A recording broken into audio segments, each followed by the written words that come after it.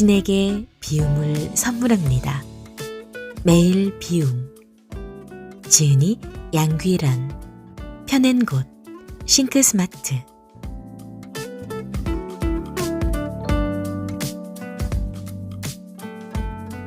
처음과 끝이 같도록 책상. 책상은 무엇을 위해 존재할까? 책상의 뜻을 찾아보니 앉아서 책을 읽거나 글을 쓰거나 사물을 볼 때 앞에 놓고 쓰는 상이다. 이러한 용도로 책상을 사용하기 위해서는 책상 위에 불필요한 물건들을 비워주는 것이 좋다.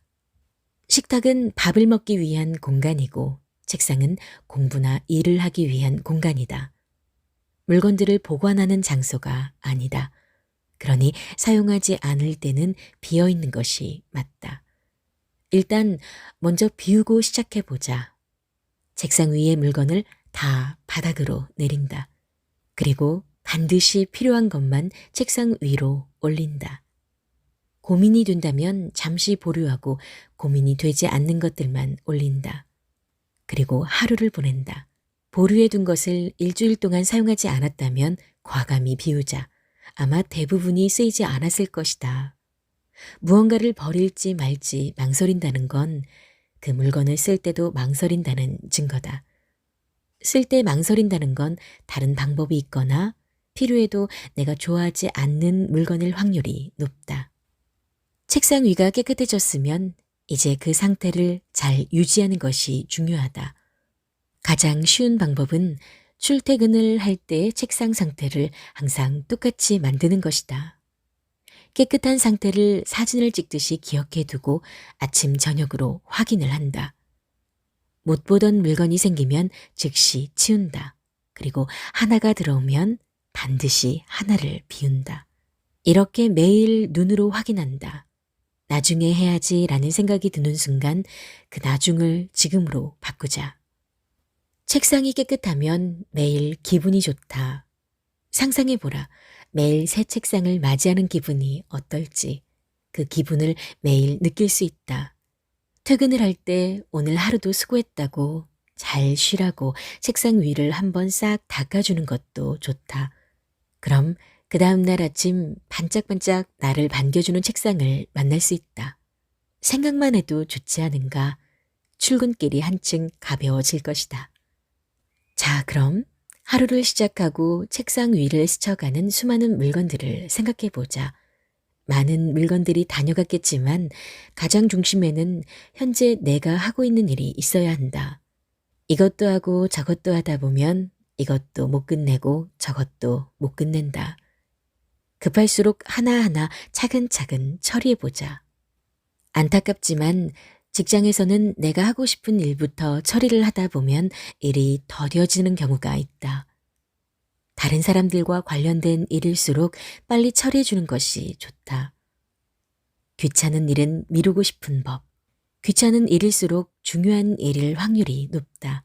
그러니 그냥 하기 싫은 일부터 처리한다고 생각하면 된다. 하기 싫고 어려운 일을 먼저 하면 쉬운 일들은 저절로 따라오게 된다.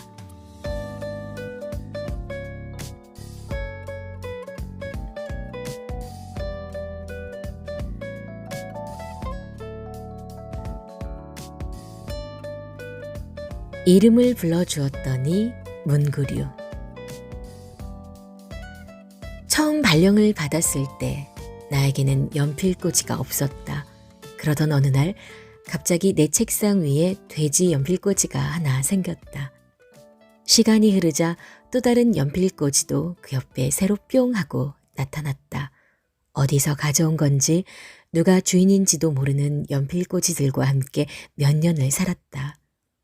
처음에는 비어있던 칸들이 하나둘 문구류로 채워지더니 이제는 공간마저 부족하다. 볼펜들을 요리조리 돌려서 공간을 만들어 본다. 잘 들어가지 않는다. 언제 이렇게 볼펜들이 늘어났을까? 나는 분명 돈을 주고 볼펜을 사지 않았는데. 새학기가 시작하는 날 나는 연필꽂이통을 다 비웠다. 그리고 내가 자주 사용하는 필기구를 먼저 골랐다. 검은색, 빨간색, 파란색 볼펜과 채점용 빨간색 연필, 형광펜, 그리고 네임펜 6자루였다.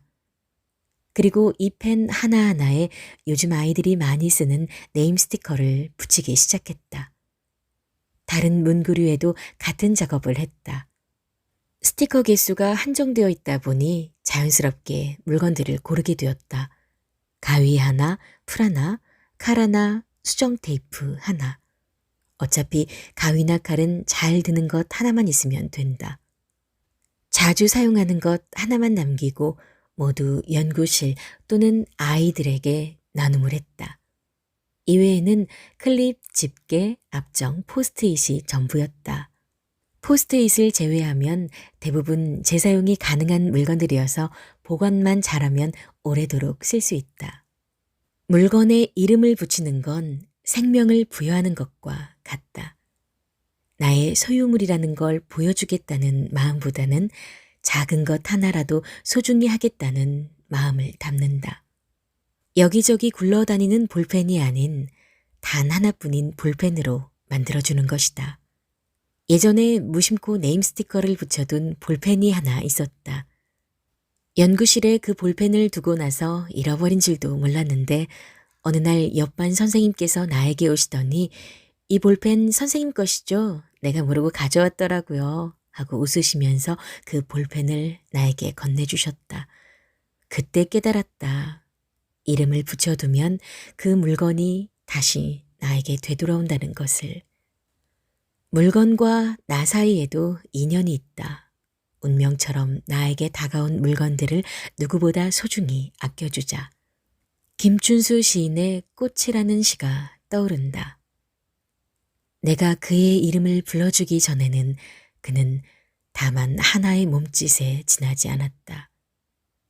내가 그의 이름을 불러주었을 때 그는 나에게로 와서 꽃이 되었다. 누군가의 이름을 불러준다는 것은 그만큼 의미 있는 일이다. 이제 내 옆에 소중한 물건들에게 하나하나 이름을 붙여주는 건 어떨까? 지금 당장 귀여운 네임 스티커를 하나 장만하러 가자.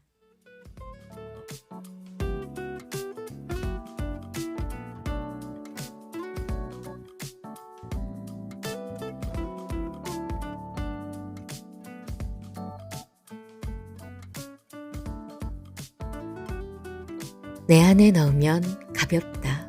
서류. 이 자료 정말 좋다. 나중에 꼭 봐야지. 이것도 내용 정리가 너무 잘 되어 있네. 하나둘 내 책꽂이에 쌓이는 자료들. 한 해 두 해 자료들은 줄지 않고 늘어나기만 한다. 각종 매뉴얼과 지침서, 연수나 강의 자료들. 정말 다음에 필요할 줄 알았다. 그 순간에는 그 필요한 순간이 반드시 나타날 줄 알았다. 하지만 재작년에도 작년에도 그 자료들이 필요한 날은 오지 않았다. 올해도 오지 않을 것이다. 왜냐하면 그 자료들을 대체할 수 있는 것들이 너무나도 많기 때문이다. 단적인 예로 우리 반에 응급 상황이 발생했다고 해보자. 아이가 사물함 모서리에 머리를 부딪혀서 머리 뒤쪽에서 피가 나고 있다. 당신은 제일 먼저 무엇을 할 것인가? 응급처치 매뉴얼을 펼쳐서 하나씩 읽고 차례대로 행동할 것인가? 그러면 이미 늦는다. 당장 중요한 건 응급처치다. 그 상황에서 매뉴얼을 읽고 있는 사람은 아무도 없을 것이다. 그렇기에 필요한 자료들을 책상 위에 쌓아두는 것은 사실 별 의미가 없다. 잘 숙지하여 내 머릿속에 넣어두는 것이 가장 좋다. 그렇다면 어떻게 그 많은 자료들을 머릿속에 담을까? 우리가 자료들을 보관하는 또 다른 이유. 그것은 내용이 너무 많고 한 번에 보기 힘들어서이기도 하다. 자료들을 효과적으로 기억하는 방법은 없을까? 그것은 바로 실천에 옮기는 것이다. 한 번 써먹은 자료는 쉽게 잊히지 않는다. 무언가를 기억하고 싶다면 직접 해보자. 그럼 내 몸과 머리가 그것을 기억하게 된다. 예를 들어 놀이 연수를 들었다면 곧바로 그 다음날 수업에 놀이를 적용해 보는 것이다. 다음에 해야지, 나중에 관련 주제가 나오면 해봐야지 하는 순간 그 연수는 점점 생명력을 잃는다. 따끈따끈할 때 써먹는다고 생각하자. 따뜻할 때 먹는 음식이 맛있는 것처럼 말이다. 아끼다가 똥 된다라는 말을 들어보았을 것이다. 그 많은 자료들 아끼다가 어디에 써먹을까? 또 한 가지 좋은 방법은 연수나 회의를 듣는 즉시 그 내용을 최대한 기억하려 해야 한다는 것이다. 모든 것을 다 암기하라는 뜻이 아니다. 나 역시 그렇게 머리가 좋은 편이 아니다. 다만 나는 그런 내용이 있었다는 것, 누군가가 그것을 회의 장소에서 설명했다는 것, 그리고 대략적인 내용과 상황을 기억하려 한다. 형광펜으로 밑줄을 긋거나 중요한 내용은 사진으로 찍어둔다. 연수나 회의 중간 쉬는 시간에 옆 사람과 그 내용에 대해 이야기를 나누어 보는 것도 좋다. 함께 이야기를 나누면 기억에 오래 남는다. 이렇게 생각하면 지금 내 책상 위에 있는 자료들은 이미 죽은 자료들이다. 슬프지만 어쩔 수 없다. 미안하고 고마운 마음을 담아 종이 재활용 칸으로 보내자. 하루빨리 다른 자료로 재탄생해서 누군가에게 의미 있게 쓰일 수 있기를 바라면서 말이다. 내가 그 자료들을 계속 가지고 있는 것이 오히려 못할 짓이다. 지금이라도 떠나 보내주자. 다 비우고 우리도 새로 시작하자. 지난 자료들을 아까워하지 말고 오늘 내가 배운 것을 내일 바로 활용하면서 살아가자. 그럼 자료들은 날개를 펴고 우리 책상 위를 훨훨 날아다닐 것이다. 그래도 혹시나 그 자료가 필요한 상황이 발생한다면 방법은 많다. 그때 연수를 함께 들었던 사람들을 찾아가거나 연수 담당자에게서 자료 파일을 얻으면 된다. 사람들에게 도움을 요청하기가 힘들다면 자료 검색을 이용하자. 학교나 회사에서 쓰이는 자료들은 대부분 함께 쓰는 시스템에 공유되어 있다. 자료를 하나하나 펼쳐서 해당 내용을 찾는 것보다 검색이 훨씬 빠르다. 그렇게 했는데도 나오지 않는다면 내 기억에 의존해보자. 때로는 기억나는 내용을 바탕으로 변형해서 창의적으로 활용하는 것이 더 나은 결과를 낳기도 하니까. 집에 있는 물건들도 마찬가지다. 언젠가 쓰일 그날을 두고 우리는 얼마나 많은 물건들을 축적해왔는가. 언젠가 그날은 오지 않는다. 그리고 만약 그날이 온다면 그날은 그날 나름의 해결책이 있을 것이다. 지금 미리 일어나지도 않은 그날을 위해 물건들을 보관할 필요는 없다. 우리에겐 주변 사람들이 있고 아주 넓은 인터넷 세상이 있다. 물어보고 찾으면 다 방법이 있다. 그러니 걱정하지 말자. 실제로 다 비워봤는데 아무 일도 일어나지 않았다. 궁금하다면 직접 해보자. 정말 신기하게도 세상은 똑같이 잘 굴러간다. 사라져서 큰일이 나는 물건들은 없다. 오히려 바뀌는 것이 있다면 후련한 내 마음뿐일 것이다.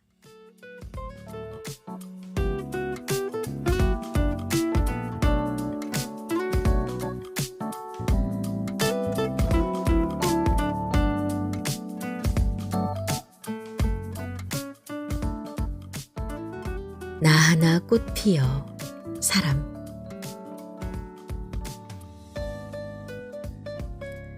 오드리 헵번 같은 사람이 되고 싶다. 내면과 외면의 아름다움을 동시에 지닌 사람. 50살, 60살이 된 나의 모습을 떠올려 본다. 온화한 미소와 따뜻한 마음을 가진 사람이었으면, 주변 사람들에게 항상 나누며 살아가는 사람이었으면, 동시에 다가가기에 편한 사람이면 좋겠다. 언제든 다른 사람들이 나에게 손을 내밀 수 있도록. 나는 어떤 수식어가 어울리는 사람일까? 나의 이미지는 내가 만든다. 나의 말과 행동들이 모여 우리를 만든다. 한 번에 만들 수는 없다. 차곡차곡 천천히 쌓아 올려야 한다. 긍정적인 사람이 되고 싶다면 매일 긍정적인 생각과 행동을 해야 한다. 평소에 잘 웃지 않는데 내일 당장 미소가 예쁜 사람이 될 수 없는 것처럼 말이다. 이것도 연습이다. 어렵게 느껴진다면 내가 닮고 싶은 사람을 찾아서 그 사람의 말과 행동을 모방해보자. 누군가를 닮아간다는 건 참 기분 좋은 일이다. 2020년 5월 더 해빙이라는 책을 읽고 이서윤이라는 롤모델이 생겼다. 우아하면서도 당당한 그녀, 그리고 무엇보다 함께하는 모든 사람들을 귀한 사람으로 만들어주는 그녀. 커피를 마시며 항상 은은한 미소를 지을 수 있는 그녀가 부럽다. 그래서 요즘에는 항상 그녀처럼 편안한 마음을 유지하려고 노력한다. 내가 되고 싶은 사람은 곧 나의 브랜드다. 나라는 한 사람이 브랜드가 되는 세상. 우리는 모두 특별하다. 같은 사람이 없다는 건 모두가 특별하다는 증거다. 예쁘지 않은 꽃은 없다. 조동화 시인의 나 하나 꽃 피어라는 시에 나오는 구절을 나누어 본다. 나 하나 꽃 피어 풀밭이 달라지겠냐고 말하지 말아라. 내가 꽃 피고 나도 꽃 피면 결국 풀밭이 온통 꽃밭이 되는 것 아니겠느냐.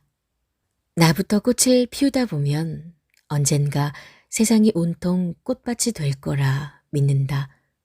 우리가 먼저 꽃이 되자. 나는 기본적으로 모든 사람들을 좋은 사람이라고 생각한다. 이렇게 생각해서 상처받는 경우도 있지만 그보다 좋은 일들이 더 많이 생긴다.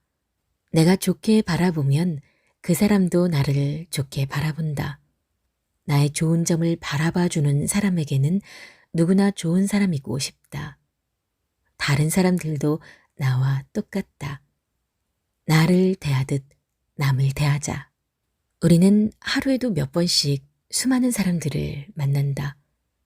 스쳐 지나가기만 해도 행복의 기운을 전할 수 있다면 얼마나 좋을까. 나로 하여금 다른 사람이 잠시 미소를 지을 수 있다면 그것만큼 큰 선물이 있을까. 당신도 그런 사람이 될 수 있다. 아니, 이미 그런 사람이다.